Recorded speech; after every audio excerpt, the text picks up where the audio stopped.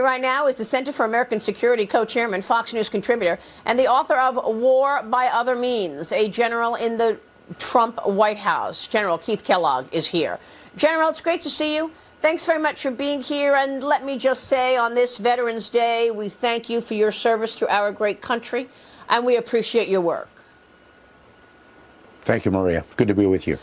I'm wearing my father's Army tags to show all veterans out there how grateful I am to them.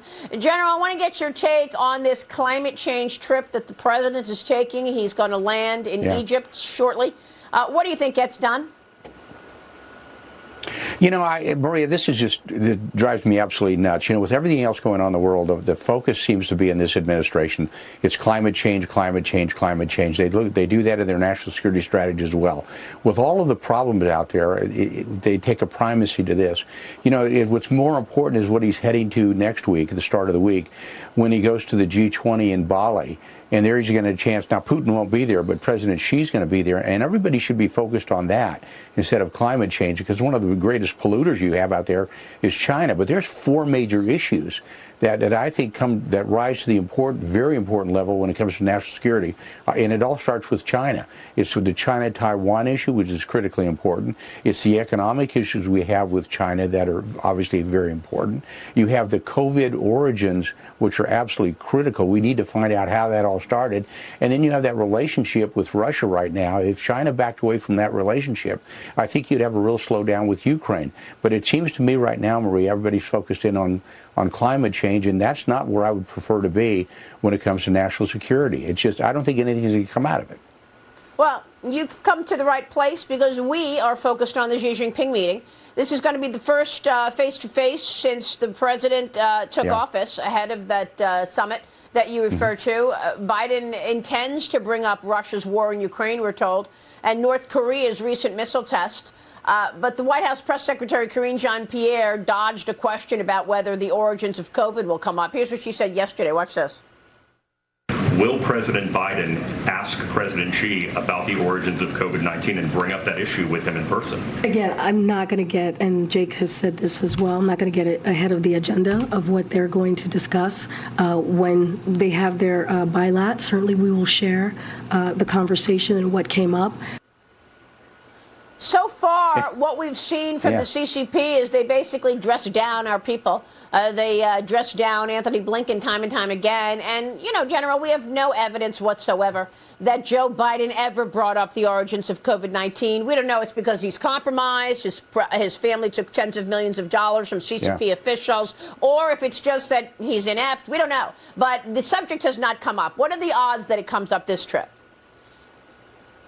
Well, I probably wouldn't bet a lot of money on it, but it should. I mean, over 1 million people have died in the world because of COVID-19, and we're pretty darn sure it was, at the very least, an inadvertent release from the Wuhan Institute of Technology, and then it broke throughout the world, and all those deaths and the problems it's caused and the economic issues it's called the United States. And the president should push him on that, the fact that we need to get everybody involved in that so we don't have a repeat of that. But he also needs to push back very hard, and he probably won't, on this whole issue of Taiwan, because that's the next flashpoint. You know, the question we have to ask ourselves as a nation, is China truly an adversary? And I think they are. And here we have a country of 23 million. Taiwan, it's a democratically elected government, and we keep talking about a one China policy that actually Taiwan is part of China. Well, they really haven't been for the last 70 years, and we need to think really hard where we're going and how we need to address Taiwan. And then we need to the president should address President Xi and say, okay, why are you still supporting Russia in this whole Ukraine invasion? Because if China backed away from Russia in the support of Russia, you'd probably get closer to a diplomatic solution, and you're not going there. And I think what they're going to go to the very top of the list with President Xi and Biden is going to be climate. And that's where they're going to start from. And that's what you made that comment about him heading to Egypt. It's the wrong priority of events. And it just causes people like me to go absolutely nuts to try to figure out what are we talking about when we shouldn't be talking about the critical issues to America. And that happens to be with China's relations with the world, not just as a regional power, because they're getting to be a global power. And how do we handle it? Well, General, come on, what a joke. I mean, come on. Are we joking ourselves? Do we really think China is going to keep up any promises about the climate? I mean, it's the largest and the biggest polluter in the world. You go to China, I've been there, the air stinks. It smells like a factory because of all of the pollutants in the air because they're producing products for the world.